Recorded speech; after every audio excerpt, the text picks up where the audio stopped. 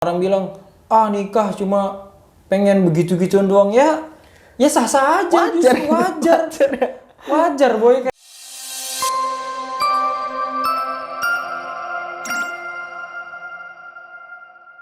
Assalamualaikum warahmatullahi wabarakatuh. Waalaikumsalam warahmatullahi wabarakatuh. Nahmaduhu wa nusalli wa nusallimu ala rasulihil karim wa ala alihi wa sahbihi ajma'in, amma ba'du. Gimana kabar sahabat Quranku Surgaku Indonesia di sana? Semoga semuanya sehat walafiat. Amin. Amin. Dan semoga Allah Subhanahu wa taala menjaga negeri kita dari segala mara bahaya dan musibah. Amin. Seperti sekarang yang terjadi di Gunung Semeru ya, yang memang ada niatan sebenarnya awal tahun ini untuk mendaki ya ke Gunung Semeru, tapi walau alam qadarullah ternyata memang ada musibah di sana. Semoga korban-korban di sana Allah lapangkan dadanya. Amin. Lebih disabarkan lagi kita, dan yang di sini kalau belum bisa kita untuk memberikan kepada mereka sumbangan berupa bantuan materi, ya minimal, sangat minimal, karena banyak saudara muslim kita di sana. Kita kirim doa yang terbaik supaya Allah Subhanahu wa taala jauhkan mereka dari mara bahaya. Amin amin ya rabbal alamin. Oke guys, untuk segmen kali ini kita akan membahas sedikit yang sedang ramai dibicarakan oleh netizen dan warga-warga Indonesia, khususnya pada akhir-akhir ini. Benar Bung Fikri? Apa nih? Penasaran? Masa nggak tahu itu? Penasaran nih, lagi ramai kan? Media Indonesia sedang dihebohkan tentang perpondokan. Karena apa? Anda tahu sendiri. Sebutlah Rik, sebut. Karena Gak apa-apa. kasus bejat. Adanya seorang lelaki. Saya sebut lelaki, tidak mau bibir saya berucap ustadz karena sebenarnya kesal banget dalam hati karena telah mencoreng nama baik. Tapi wallahu alam bisawab ya di sana seperti apa. Cuman yang terakhir kali kabar yang kita terima sampai saat ini, detik ini, adalah seorang lelaki telah memperkosa banyak atau belasan, nggak tahu puluhan. Kabar yang terakhir itu 21 apa ya? Astagfirullahaladzim. Memperkosa santriwatinya sendiri, bahkan sampai ada yang melahirkan 2 kali melahirkan. Astagfirullahaladzim. Kita merasa tergugah untuk membuat konten ini guna memberitahu mungkin kepada warga-warga Indonesia khususnya yang belum terlalu mengenal perihal pondok pesantren kayak gitu Bung Fikri. Iya. Nah, sebenarnya kayak waktu dulu pun aneh tuh. Yang aneh inget dulu tuh santri, hubungan antara santri dan santri putih itu sangat-sangat ketat dulu di pondok sendiri. Ya, karena tempat kita kan dulu terpisah gitu ya. Cowok di sini, cewek di sini. Terus kalau kita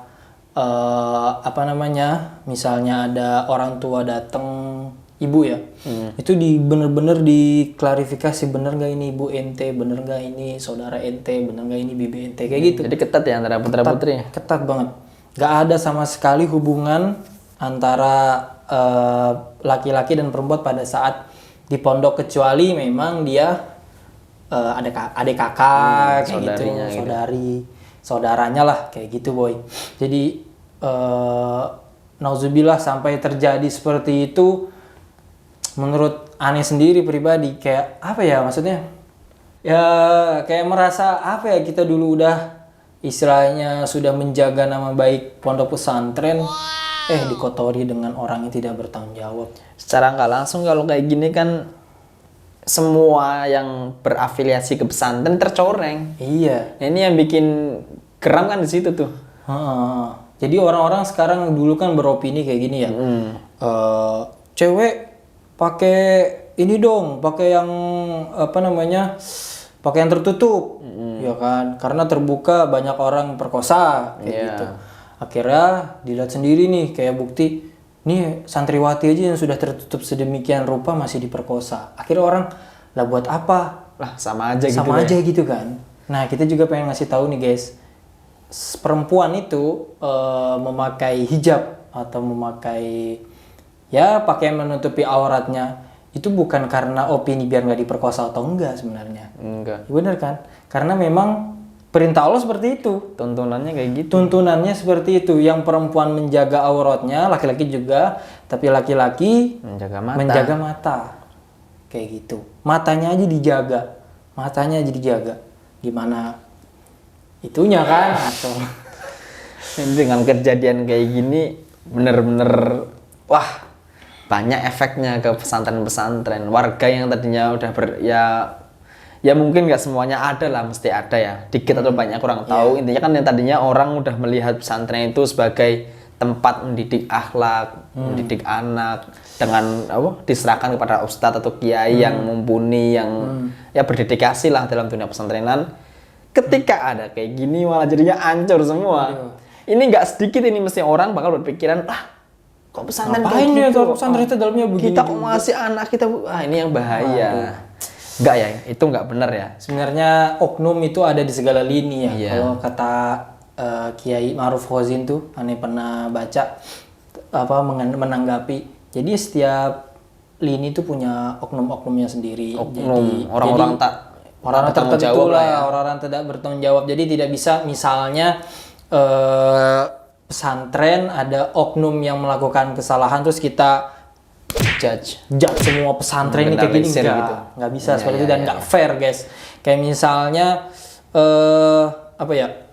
polisi misalnya, polisi ada yang seperti kemarin kita tahu bersama ya, ada polisi yang tidak bertanggung jawab melakukan hal-hal seperti itu sampai si perempuan yang meninggal dunia ya kan. Walau alam fakta 100% seperti apa hanya Allah yang tahu, cuman yang kita lihat sampai sekarang ini ya seperti itu ya kan. Juga kita nggak bisa ngejudge semua polisi tuh kayak gitu ya, nggak fair. Sama aja kayak polisi yang pungli itu. Nggak semua polisi seperti itu. Banyak juga orang-orang polisi banyak juga polisi yang baik, yang baik hati, yang mengayomi juga banyak. Jadi kita nggak bisa menjudge satu lini, misalnya polisi atau pondok ada oknum yang datang dan menghancurkan nama baik, terus kita nganggep satu pondok nih berarti semua pondok di Indonesia atau semua pondok gitu. Ini sama kayak gitu, nggak bisa guys. Nggak bisa generalisir tuh kayak. Nggak bisa. Ya kita juga nggak enak kan kalau kayak gitu. Misalnya kalau kita orang Sunda misalnya, kita tahu kalau orang Sunda banyak yang matre misalnya kayak gitu. Karena emang ada kejadiannya. Maksudnya orang Sunda punya kasus matre misalnya, ceweknya matre. Akhirnya kita ngejudge semua orang Sunda matre, ya nggak bisa. Ya nggak bisa. Ya nggak bisa. Nggak fair dong, karena di sana banyak orang Sunda yang nggak matre kayak gitu. Nggak bisa kita menjudge satu langsung dengan satu kasus tuh nggak bisa. Cuma dengan satu kasus nggak bisa kayak gitu bro. Ya Allah, kayak gitu. Yang mentang-mentang dia ini terus akhirnya kebal hukum, ya nggak bisa kayak gitu. Nah, di mana keadilan kayak gitu guys. Nah ini kan Ane pengen nanya nih juga nih, dulu waktu di pondoknya Bung Fikir gimana tuh hubungan antara laki-laki sama perempuan tuh dulu? Saya kira di semua pesantren ya, cowok cewek mesti dibatasin secara ketat. Pastinya. Walaupun ya mungkin ada beberapa yang nggak terlalu ketat, tapi pembatasan itu mesti ada. Mungkin kalau ada pesantren yang gedungnya kurang atau gimana itu masih ya itu pun masih dibatasi ya. Gitu ya. Tapi ya semua pesantren saya kira semua pesantren antara putra putri dibatasi pun dengan antara guru sama murid-muridnya.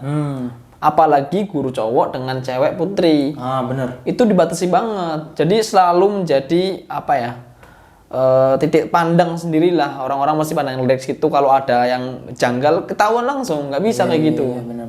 Nah ini kalau ada kejadian kayak gini dipertanyakan pesantrennya itu bener pesantren bukan kayak gitu kan? Iya. Jadi ya kalau ada seorang yang melakukan perbuatan nggak bener kayak gini ya hukum orangnya aja, hukum perbuatannya jangan dibawa-bawa ke pondok pesantren kayak gitu sebenarnya sih. Pesantren tetap mengajarkan kebaikan, putra putri pisah ketat itu ya tetap orang yang kayak gini ya oknum. Iya oknum. Jadi ya kita melihat kepada ajarannya sih lebihnya kayak gitu ya. Seperti pondok pesantren mengajarkan kita seperti ini, ternyata ada orang yang melanggar ya dihukumi orang yang melanggar. Kita nggak boleh berarti Islam nih seperti ini, berarti pondok pesantren nih semuanya kayak gini, ya nggak bisa. Nggak bisa ambil kesimpulan Kita gitu. melihat kepada ajarannya apa, kayak gitu. Kayak misalnya sekarang agama Islam dicap teroris lah. Emang ada di ajaran kita dari zaman Nabi Muhammad ada mengajarkan untuk ngebom orang, untuk teror lah, meneror orang yang mungkin tidak dia suka atau berbeda opini kayak gitu, berbeda pendapat. Nggak ada kayak gitu. Jadi hukumi oknumnya ini teroris, ya lu teroris, nggak usah bawa-bawa Islam kayak gitu. Jadi ya nggak fair juga, nggak fair kalau misalnya ada oknum di kaum muslimin ternyata dia berlaku teror gitu ya, meneror, teroris kayak gitu. Terus akhirnya kita ngejudge, kita pukul rata semua orang Islam kayak gitu, nggak bisa. Cuma kebetulan gitu kan ya, yang ngelakuin teror itu waktu yang ini orang pesantren, guru ya akhirnya hukum tetap. Ya sebenarnya sekarang juga udah terlihat zaman-zaman fitnah sih sebenarnya, ya Allah. Serem. Yang masih jomblo. Sebenarnya nikah. Udah nikah itu yang paling aman, nikah. Ya Allah. Nikah. Insya Allah boy, doanya guys ya. Amin. Cepat nikah. Amin ya Allah. Semoga cepat dapat jodoh, cepat menikah. Amin. Amin. Oh, sebenarnya ya itu kalau paling aman sih. Paling aman. Orang bilang nikah cuma pengen begitu-gituan doang, ya sah-sah aja. Wajar boy, kayak misalnya orang nggak pernah ketemu cewek, mungkin ya hasratnya lebih atau kayak gimana, belum bisa mengeluarkan syahwat, akhirnya kayak istilahnya kalau ngeliat cewek langsung gitu, nikah akhirnya dia. Ya wajar pengen menyalurkan syahwatnya daripada mungkin dosa akhirnya melakukan perbuatan-perbuatan yang nggak benar kayak gitu.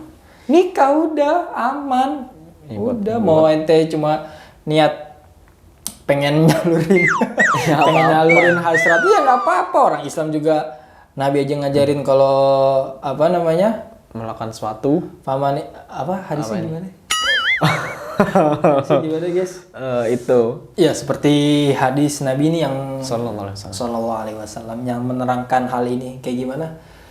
Man istata'a minkumul ba'ah falyatazawwaj. Barang siapa dari kalian yang mampu untuk bayar mahar atau mampu untuk menafkahi, ya langsung nikah.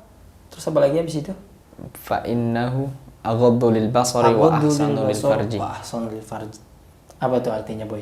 Ya karena nikah itu aghad, bisa lebih menundukkan pandangan, wa ahsanu lil farji, dan bisa mengamankan lah ya, menyelamatkan kemaluan dari yang tidak diinginkan. Kayak gitu. Terus apa lagi habis itu? Wa man lam yastati' fa alaihi bisawm. Nah, itu kalau nggak bisa, nggak punya mahar atau nafkah gitulah. Nggak bisa nafkahin, ya puasa. Alaihi bisawm. Bukan hal lain yang kayak gitulah. Fa innahu lahu wija, karena dengan som ini menjaga diri kita dari perbuatan zina, nauzubillahi min dzalik. Kayak gitu guys. Jadi ya kalau udah punya, sudah merasa punya, udah langsung nikah. Apa-apa. Niatnya buat menyalurkan gitu hasrat pun juga nggak apa-apa. Daripada berzina.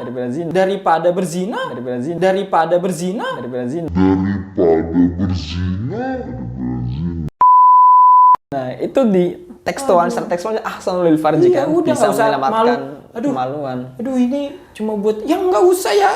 Ya itu juga termasuk ibadah. Niat meninggalkan maksiat kan? Iya, niat meninggalkan maksiat kayak gitu. Ya udah langsung nikah. Jangan takut nikah muda nanti begini. Ya itu yang paling penting tuh. Kalau ada orang misalnya nikah muda nanti akhirnya ekonominya kayak gini, terus akhirnya banyak perceraian. Yaitu balik lagi oknum, ya kan?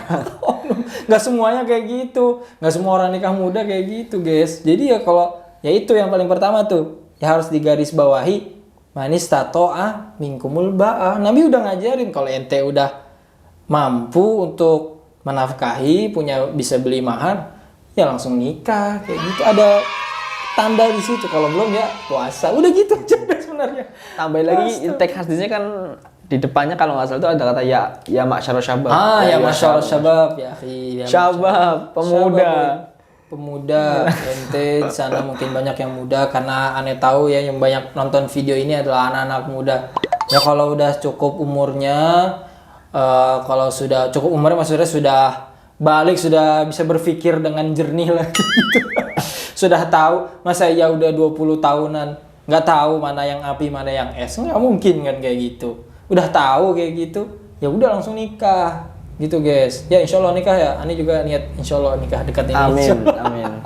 Mungkin ini boy video kita kali ini ya Bung Fikri ya tentang menanggapi hal-hal yang sedang ramai sekarang, tentunya yang Kasus sedikit mencoreng nama baik pesantren. pondok pesantren di Indonesia. Semoga dengan video kita yang singkat ini memberikan pencerahan bagi sahabat-sahabat Quranku Surgaku Indonesia di sana. Nggak semua seperti itu, nggak bisa kita pukul rata. Kalau ada satu oknum atau satu orang yang berlaku seperti ini, maka semuanya bakal seperti itu juga, ya nggak bisa. Kita ngeliat kepada ajarannya, apakah Islam mengajarkan kita berlaku seperti itu? Ya nggak mungkin. Tidak. Nggak ada. Tidak seperti itu. Oke guys, kalau ada pertanyaan segala macam boleh ditulis di kolom komentar. Semoga konten ini bermanfaat buat Anda semua. Dan jangan lupa untuk like dan subscribe-nya di channel kita jika konten ini bermanfaat untuk Anda semua, dan juga jangan lupa untuk share ke teman-teman Anda jika memang konten ini, dan pastinya insya Allah pasti bermanfaat. Insya Allah. Mungkin ini Barangkali saja. di sana masih ada yang ragu. Mungkin di sana pusing. Wih, ini gimana Pesantren nih? ternyata kayak gini. Pesantren kok kayak gini? Tidak. Apa aja yang Anda tanyakan boleh ditulis di kolom komentar. Insya Allah nanti kita akan cari jawabannya, bukan kita yang menjawab. Kita akan cari jawabannya insya Allah. Insya Allah seperti itu guys.